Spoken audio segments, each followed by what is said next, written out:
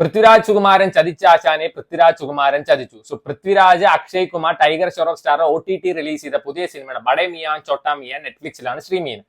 So Bollywood ഡയറക്ടേഴ്സിനോടാണ് എനിക്ക് പറയാനുള്ളത്, നിങ്ങൾ ഈ പാട്രിയോട്ടിസം പറയുന്ന പേരിൽ ഇങ്ങനത്തെ സിനിമ എടുത്തത് പാട്രിയോട്ടിസത്തിനെ കൊല്ലരുത്. അത്രയും പാട്രിയോട്ടിസം എന്ന് വെച്ചാൽ 200-300 കോടിയും കൊണ്ട് നാട്ടുകാരെ ഒന്ന് സഹായിക്കും, എന്നിട്ട് പറയാം പാട്രിയോട്ട് എന്ന്, അല്ലെ ഇതാണ് പാട്രിയോട്ടിസം എന്ന്. പൃഥ്വിരാജ് ഇല്ലെങ്കിൽ ഞാൻ ഈ പടം കാണുക പോലും ഇല്ലായിരുന്നു. ആസ് യൂഷ്വൽ സ്ഥിരം ടെംപ്ലേറ്റ് തന്നെ, നാടിന് വേണ്ടി നിന്ന ആൾ വന്നിട്ട് പിന്നെ വില്ലനായി മാറുന്നു. സോ പൃഥ്വിരാജിന് വേണ്ടി 2-3 കൊല്ലം വരെ വെയിറ്റ് ചെയ്യാൻ ഡയറക്ടർ റെഡി ആയിരുന്നു ഇത്ര ഈ റോൾ ചെയ്യാൻ വേണ്ടി, എന്തിന് ഈ കോമാളി റോൾ ചെയ്യാൻ വേണ്ടിയിട്ടാണ്.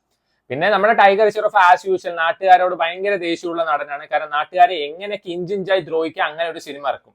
സോ ആളുടെ പടം കണ്ടു കഴിഞ്ഞാൽ നോർമൽ മൈൻഡ് സെറ്റുള്ള ആൾ വരെ ഡിപ്രഷനിലോട്ട് പോകുന്നത് എനിക്ക് പറയാനുള്ളൂ.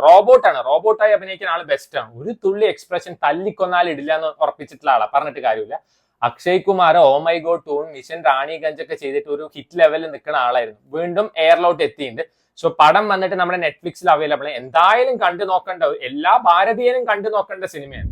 സ്റ്റാർ കവിന്റെ OTT റിലീസ് ചെയ്ത ഏറ്റവും പുതിയ പടമാണ് സ്റ്റാർ. ആമസോൺ പ്രൈമിലാണ് പടം സ്ട്രീം ചെയ്യുന്നത്. So just like it's name, അതായത് പേര് പോലെ തന്നെ സിനിമയിൽ ഹീറോ ആവാൻ പോകുന്ന നായകൻ എന്തൊക്കെ കഷ്ടപ്പാട് അനുഭവിക്കുന്നുണ്ട് അതാണ് ഈ സിനിമയിൽ കാണിക്കുന്നത്.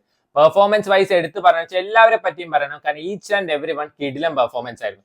അതിൽ ആദ്യം പറയേണ്ട കവിന്റെ കാര്യം. ഹരീഷ് കല്യാണാണ് ഇനീഷ്യലി ഈ സിനിമ ചെയ്യാനിരുന്നുണ്ടായിരുന്നത്, പിന്നീടാണ് കവിനിലോട്ട് ഈ സിനിമ പോകുന്നത്.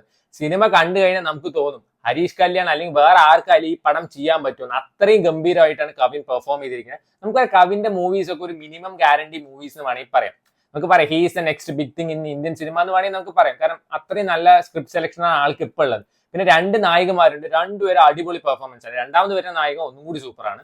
സോ ലാലാണ് കവിന്റെ അച്ഛനായിട്ട് അഭിനയിക്കുന്നത്. ലാലും നല്ല പെർഫോമൻസ് തന്നെയായിരുന്നു.